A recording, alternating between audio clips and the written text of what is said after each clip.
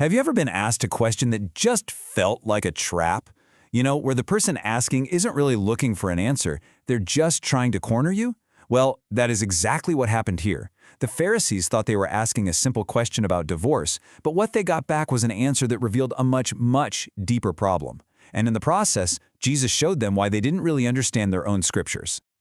So let's unpack this, because the question was never really about divorce. It was a test, for sure, but for something way more fundamental. And you're going to want to stick with me, because this ancient showdown has a surprisingly sharp lesson for how all of us look for knowledge today. All right, let's set the scene. This is not some casual Q&A. Jesus is on his way to Jerusalem, and we all know what's waiting for him there. The political and religious tension is at an all-time high. The stakes could not be higher. Now, to really get what's happening, you have to understand the context. The Pharisees walk up and ask, is it lawful to divorce for any cause? But the text is very clear. Their goal is to test him. We know from other accounts they're already plotting to get rid of him. And think about the danger. Right around there, Herod had just beheaded John the Baptist for calling him out on his own illegal marriage. So no, this is not an innocent question. It's bait. So why this question specifically? Well, because this question was the absolute center of a huge, fiery debate going on in the first century. The Pharisees were basically trying to force Jesus to pick a side in a really nasty legal fight. The whole thing, this entire massive debate, it all hinged on one little phrase from the book of Deuteronomy, some indecency.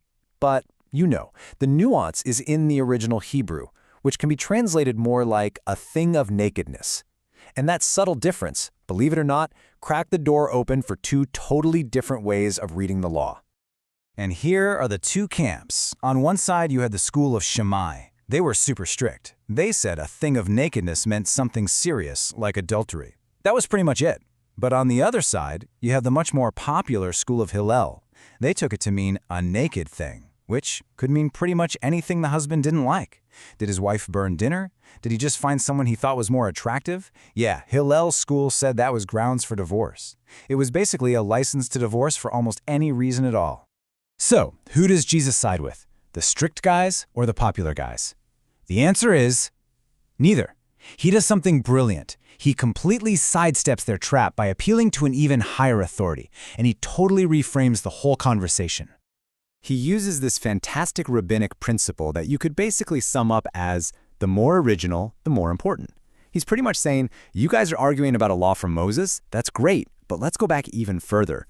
Let's go back to the very beginning to see what God's original plan was. And here you can see how he lays out this clear hierarchy. At the very top, you've got creation, from Genesis. This is God's perfect design. Then, way later, you get Moses in Deuteronomy, who gives an allowance, not a command, but an allowance for divorce because people mess up. And where are the Pharisees? They're stuck down here, at the bottom, arguing about the details of the allowance, completely missing God's original perfect design. Then he drops the hammer by quoting directly from Genesis, reminding them that marriage isn't just some human contract you can rip up. No, it's an act of God that creates this one flesh union. Who joins the couple? God does. So the point is crystal clear. If God is the one doing the joining, what gives any human being the authority to just casually tear it apart?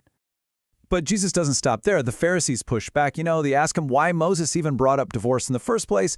And his answer, this is where we get to the real heart of the problem. It's not about the law. It's about their hearts.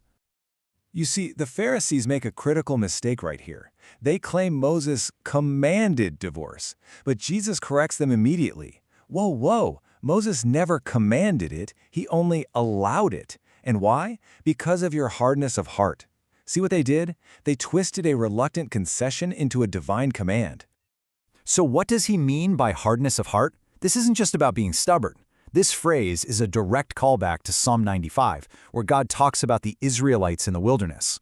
They saw all of God's work, but they constantly tested him, their hearts went astray, and they just fundamentally did not know his ways. It's a deep spiritual disconnect.